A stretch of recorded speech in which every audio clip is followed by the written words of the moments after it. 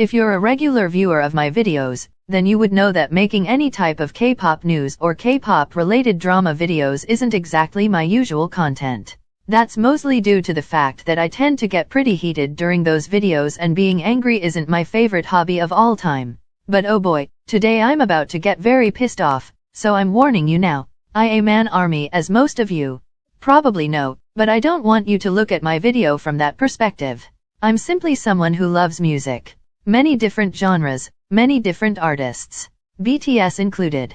So whether you're confused at this whole situation or you just want my brutally honest opinion on the whole thing, I got you. Let's talk about this absolutely disgusting article that Billboard published about BTS, shall we? First thing we all need to know is that the article is called Inside the Business of BTS and the Challenges Ahead. The main reason you need to know this is so you can avoid giving it clicks at all costs.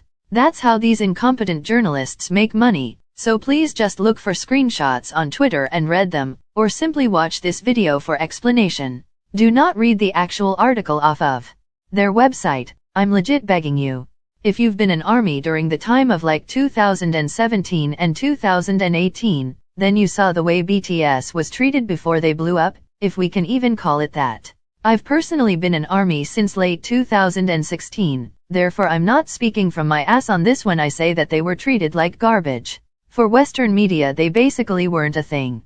They weren't important enough to acknowledge, despite their growing numbers in album sales and extremely successful world tours. Many might think that the attention they have now is better, which hell yes, of course it is.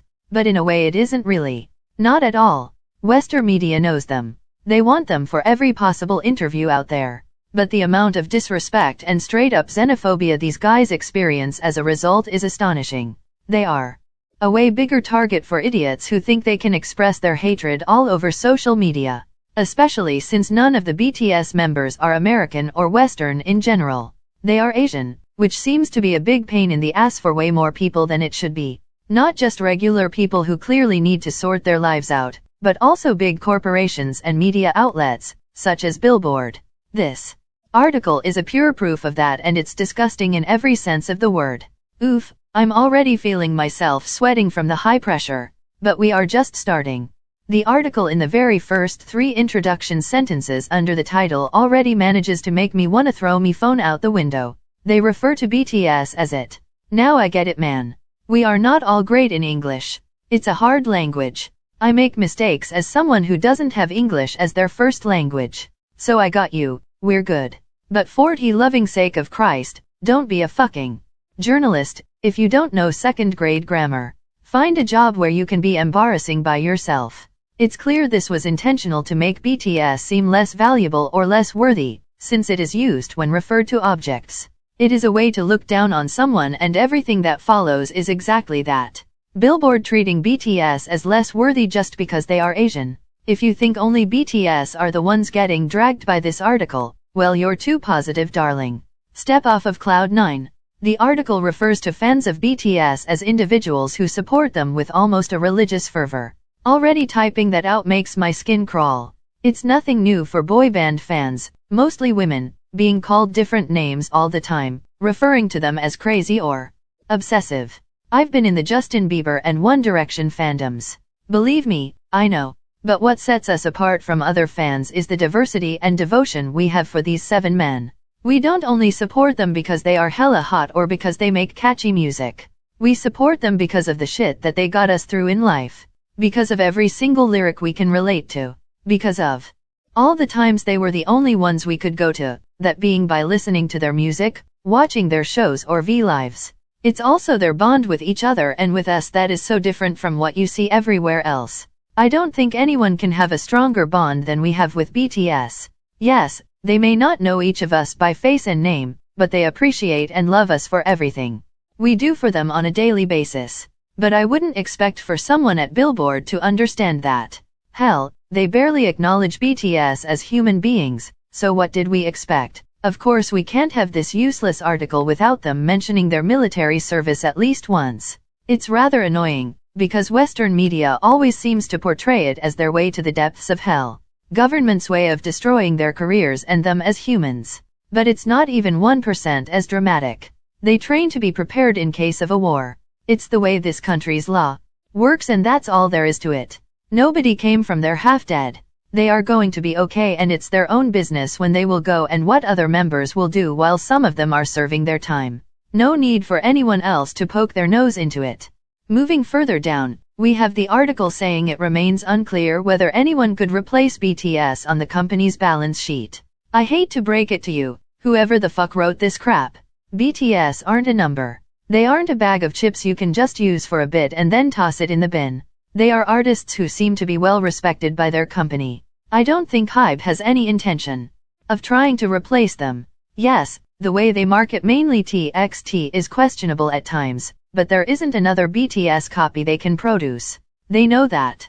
Everybody knows that except Billboard apparently, but who is surprised? Then they proceed to include some tweets they probably found on Stan Twitter in 5 seconds, from other fandoms that clearly showed their issues with BTS being better than their faves in the past. Those fandoms including Blackpink, Dua Lipa, and Olivia Rodrigo in the very first row. Very unbiased opinions, I believe.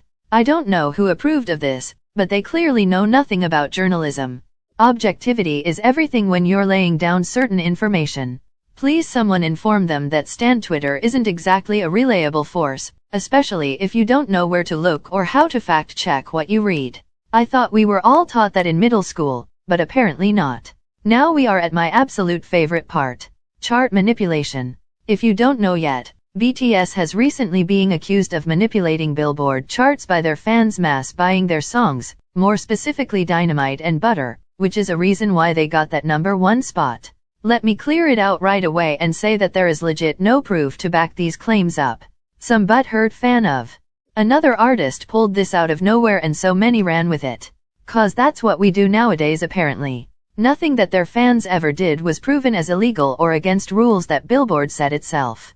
The whole time we are just reading about this idea that BTS's success somehow isn't naturally possible, without their fans somehow manipulating the charts by buying songs on certain days every week and similar stuff like that. I hate to break it to you, sweetie, but if you don't like that, then change your own goddamn rules. You set them up, not us. You allow us to support BTS in that way. We are just doing it. BTS aren't new artists just because Western media decided to acknowledge them 2 Mondays ago. It's sincerely baffling to me how they failed to do any amount of research into their tour ticket sales. Those stadiums were completely filled every single stop, in every single country. I didn't see any robots dancing around in there, and I bet they didn't either. But of course we will ignore all that to be able to run that BTS doesn't deserve their success narration smoother. The irony in all of this is that BTS is an 8-year-old group, way older than many other American artists, such as Billie Eilish or Olivia Rodrigo. Did you see anyone throwing this type of shit at her when she got that #1 spot with her first ever song? Yeah, I don't think so. Why does she deserve it and BTS doesn't? Oh right, she's American. Almost forgot that one. Also, BTS never directly encouraged fans to mass buy their songs on different platforms. They literally just put an album out and then focus on promotions. There isn't any begging involved. But then you had Justin Bieber telling their fans to stream Yummy literally every chance he got, as well as download VPN, so they are able to buy it and make it count for that Billboard Top 100 chart. Many people called him petty for going so far just for that #1 spot, but rarely anyone spoke about this being a clear case of chart manipulation. He was doing it in plain sight, yet nobody had any problems with it. But oh right, he is Canadian and white, so it's all fine. It's times like these when I absolutely hate being white. You might think I find all these things they say about us offensive, but I don't. They are facts. We make so many people's lives a living hell just because of the color of their skin or their ethnicity. I'm so sorry for it every single day and am doing my best to educate myself on these issues, so I can help and contribute to a better future for everyone. All important links you need are in the description, by the way, in case you want to do the same. I have to say though that I find it great how in this article Billboard clearly thinks we are all some IT professionals who know our ways around all these rules that were established decades ago. We only buy physical albums and music digitally, but thank you very much. I won't complain at someone thinking I'm actually capable of anything more than actually remembering at what time their music videos release. Now listen to this. They blame BTS's success on Weverse, multiple versions of albums and group orders. I literally can't help but actually laugh out loud. Who the fuck wrote this? They don't know a single thing about fan practices or K-pop industry in general to think this is some new phenomenon we created to manipulate everyone else. It's been around for years, not only inside K-pop, but also in Western music industry. Like releasing a CD and then a vinyl isn't two versions of the same damn album, just done in a less interesting way. It's not manipulation, it's business. Get over it. You're selling 8 versions of the same magazine, so what's that all about? There is no way I can make this video and after all this shit show not mention how well BTS actually handled all these invasive and straight up disrespectful questions. They are known to be extremely kind to interviewers, regardless how horrible at their job they are. But I think at this point they've grown enough and experienced too much of this shit to tolerate it with the same patience. You can clearly see that in Namjoon's response to one of questions about chart manipulation.